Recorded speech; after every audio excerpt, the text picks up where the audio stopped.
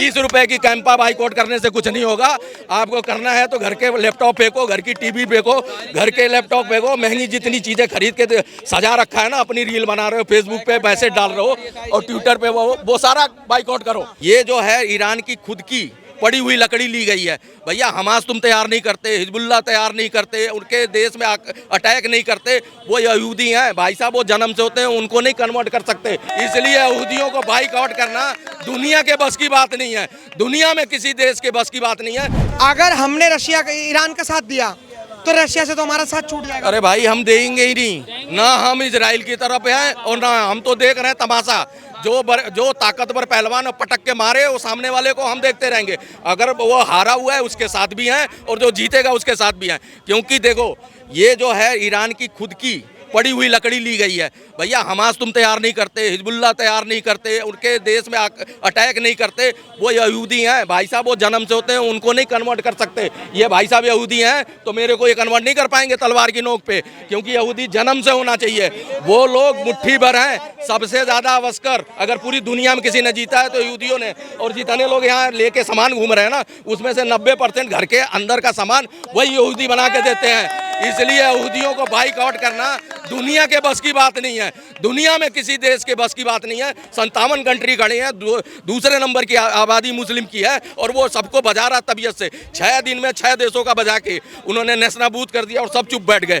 वो उसका वजूद खत्म नहीं कर सकते। वो अपने सर्वाइवल के लिए लड़ रहे हैं, वो अपने हक के लिए लड़ रहे हैं। शेर और हिरन जब भागता है ना तो वो अपनी जान बचाने के लिए भागता है और वो अपना पेट भरने के लिए उसके पीछे दौड़ता है। तो वही चल रहा है, वो अपनी जान बचाने के लिए, अपना वजूद बचाने के लिए लड़ रहा है। और देख लो बुरी तरह से ईरान के पास कितनी मिसाइलें हैं दुनिया जानती है, लेकिन उसको भय नहीं है। उसका मुसाद आप देखो, उसके मुसाद की टेक्नोलॉजी कि पेजर जो है 5000 पेजर दुबई के उसमें पहुंचाता है और वही हमास के आतंकवादी खरीद के ले जाते हैं और उसमें कोड फिक्स कर देता है। उसके बाद जब चाहता है उनको उड़ा देता है, क्यों उसमें कोड फिक्स होता है, टू टू करके बचता है। जिन्होंने पेजर उठा के देखा उसका आधा थोबड़ा उड़ गया। इसलिए इजराइल से पंगा लेना किसी के बस की बात नहीं है। अमेरिका उसके पीछे इसलिए खड़ा है कि लॉबी पूरा काम करती है अमेरिका में उसकी। अमेरिका की सरकार गिराने और बनाने का काम यहूदी करते हैं। देश में जितना भी टेक्नोलॉजी है, साइंस है, वो बना के देते हैं, आपके घरों तक पहुँचता है। इसलिए किसी के बस की बात नहीं है बाइकआउट का। बाकी ये बताएंगे 20 रुपए की कैंपा बाइकआउट करने से कुछ नहीं होगा। आपको करना है तो घर के लैपटॉप फेंको, घर की टीवी फेंको, घर के लैपटॉप फेंको, महंगी जितनी चीजें खरीद के सजा रखा है ना, अपनी रील बना रहे हो, फेसबुक पे पैसे डाल रहे हो और ट्विटर पे वो सारा बाइकआउट करो। यार इजराइल के झमेले में ना पड़े हैं तो भाई साहब झमेले में पड़ना पड़ेगा, क्योंकि आज मोदी जी कूद चुके हैं। मोदी जी कूदे कैसे? मदस्यता कराने के लिए कि हम ये लड़ाई सुलझा सकते हैं। नहीं सुलझेगी, नहीं सुलझेगी, मतलब दम तो है नहीं मोदी जी में। मोदी जी को छोड़ो, एक कंट्री है, वो सारी कंट्री में खलबली मच जाएगी। लड़ाई जो है ना वर्ल्ड हो गई ना तो हम भी परेशान हो जाएंगे, हमारे सब जाएंगे। हम इतने डरपोक कब से बन गए भाई साहब? भाई अगर वर्ल्ड वॉर हो रहा है तो होने दो। वर्ल्ड वॉर 1 हुआ था, वर्ल्ड वॉर 2 हुआ था, हम तब नहीं डरे। अरे जब दुनिया जाएगी पीछे तो सभी जाएंगे। आप इतने क्यों डर रहे हो कि लड़ाई हो जाएगी पूरा विश्व? अरे भारत देश को तो आगे खड़े होकर मदद करनी चाहिए। नहीं ये बात नहीं है। बात ये है कि झगड़ाबाजी अच्छी नहीं है, समझे, लड़ाई है अच्छी नहीं है, ये अच्छी बात नहीं है। हमें यूं इसलिए डर लग रहा है कि हमें झगड़ा रोकवाना था, वो भी ये रुकना नहीं था। बहरहाल अमेरिका ना उसका कोई काम नहीं था, उसने ज़िंदगी अपनी इसी बात में गुजार दी कि दूसरे का झगड़ा होगा तो मेरा माल बिकेगा। उसने इस राग में आके, और अब ये लोग बाग हमारे देश में झगड़े मचा रहे हैं, योगी और मोदी ले आते हैं। अब ये ना लाओ, हम सब एक है भारतीय और भारत में सब। मोदी योगी के सिवा है कौन? किसको लाएं? जब भी तो ये ऐसी बातें ना करो जो तुम्हारे बस में। सारी बात छोड़िए, सोनिया गांधी जी ने एक स्टेटमेंट दिया है और मोदी सरकार को लेटर लिखा है कि मोदी जी आपकी विदेश नीति फेल हो गई। अब हमने रात को भी जो है एक मिसाइल रोकी यहाँ जो हमारे संसद भवन पे आगे गिर रही थी, वो हमारे देश ने रोक दी उसको। बहरहाल हो गया था काम, और वो दिल्ली अटैक हो गया। और दिल्ली में हम रहते हैं, हम अपनी रात को देखते हैं कि नींद आएगी या सोएंगे, क्या होगा। तुमने क्यों आफत मचवा दी यार? मतलब इजराइल और ईरान में भी जो आफत मचवा रहे हैं मोदी सरकार और बीजेपी आरएसएस वाली है। क्यों? या हिंदुस्तान पाकिस्तान की भी हुई भी है, उधर भी हो गई, और ड्रम की भी हो गई, वो भी, उसकी भी आंख बंद हो गई। हो गया काम उसका भी, अब वो भी गया, वो भी नहीं रुकेगा।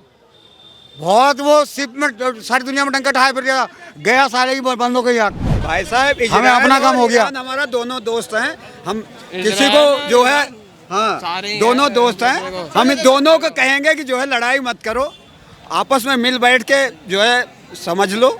और हमारा जो है उसको इजराइल के साथ जो है जब भी कोई युद्ध होता है इजराइल खड़ा हो जाता है। जब कोई विपत्ति में खड़ा होता है तो वो जो है हमारा पक्का साथी होता है। पहले तो चुप हो जाओ, फिर इजराइल के साथ तो ईरान में पट, फिलिस्तीन में पट। देखो हम तो यही कहेंगे तटस्थ रहो, लड़ाई मत करो, हमारा यही नीत है। आपस में मिल बैठ के खड़े हो तो इजराइल के साथ खड़े हो जाओ। सुनो खड़ा हो तो सब देख ही रहे कि मेरा एक सवाल का जवाब दो, ठीक है? आप कह रहे हो कि किसके साथ खड़े हो जाओ? किसी के साथ मत खड़े हो, तटस्थ रहो। तो फिर हमारे साथ कौन खड़ा होगा? बोले किसके लिए? अरे तो फिर बोल, चुप रहने जा। चुप नहीं है, ये गांधी वाला रूल नहीं है, एक थप्पड़ इधर खाओ तो एक थप्पड़ उधर खाओ। सीधा जवाब दो, भटाभट सीधा जवाब दो भाई। इसी तरीके से डायरी की। आप ईरान के साथ है, इजराइल के साथ है? भाई मैं हूँ पता अपने देश। अब तो वो बात ही चली गई, जो सवाल कर रहे हो आप कि इजराइल के साथ है या नहीं है। जब सपोर्ट कर दिया साथ हो गए, जब सब कुछ हो गया तो अब क्यों पूछ रहे हो तुम? तो लग रहा है मोदी सरकार मध्यस्थता करा पाएगी ईरान और इजराइल का। अब ये देखना पड़ेगा, ये पता चलेगी। ये थोड़ा ही कि आज ही हुआ और दूसरा देखना पड़ेगा क्या होता है, और तुमसे पूछ लेंगे, यूक्रेन की आपसे वॉर रुकवाई मालूमात कर थी लेंगे। मोदी ने तो यूक्रेन और रशिया की तो वॉर रुकवाई थी। मोदी जी ने नहीं, मोदी अगर रुकवाई थी तो अब क्यों चल रही है? तो फिर इनको पता नहीं है। तो आप बताओ। इनको पता नहीं। ना हाँ, बताओ। इनको पता नहीं है। नहीं पता कब चला, ठीक है। रुकवा दी, कौन से डेट को रुकवाई? आप बताओ। हम तो नहीं जान रहे हैं, तो वार चल ही रही है, कंटिन्यू वार चल ही रही है। जारी हुआ। मेरे को एक चीज समझ नहीं आती। वैसे तो मैं मतलब कि मैं बायस नहीं हूँ कि बहुत सारी होती है राइट की मीडिया, बहुत सारी होती है लेफ्ट की मीडिया। अगर मोदी जी ईरान और इजराइल का वॉर रुकवा सकते हैं तो मोदी जी के ऊपर एक एलिगेशन लग रहा है कि वो मणिपुर के दंगे क्यों नहीं रुकवा पाए। मोदी जी के ऊपर ये आरोप लग रहा है कि जो मुर्शिदाबाद, चाहे भाई महा ममता बनर्जी की सरकार हो, लेकिन इमरजेंसी लगाने में सेंट्रल गवर्नमेंट का हाथ था, वो उन्होंने इमरजेंसी क्यों नहीं लगवाई। जब भारत देश में दंगे होते हैं तो वहाँ मध्यस्थता क्यों नहीं करते, जब दूसरे देशों में दंगे होते हैं वहाँ मध्यस्थता क्यों करते हैं? बाबूजी यही तो एक तो फैक्ट है हमारे यहाँ। इन्हें ये नहीं पता होता दोपहर खाना खाया नहीं खाया, हम कहाँ से आ रहे हैं कहाँ से नहीं है। मीडिया को देखा, बक बक कर ही घर में घुस गए। कोई कहने तो सुनने वाला है नहीं, कोई पूछने गिनने वाला नहीं है। तूने गाली बकी किसी को नहीं बकी, तूने किसी के साथ बुरा करा है नहीं करा, तूने ऐसा वहाँ करा है नहीं करा। ये है ना कहानी सारी। भारत बुलेटिन सबसे पहले, सबसे सटीक,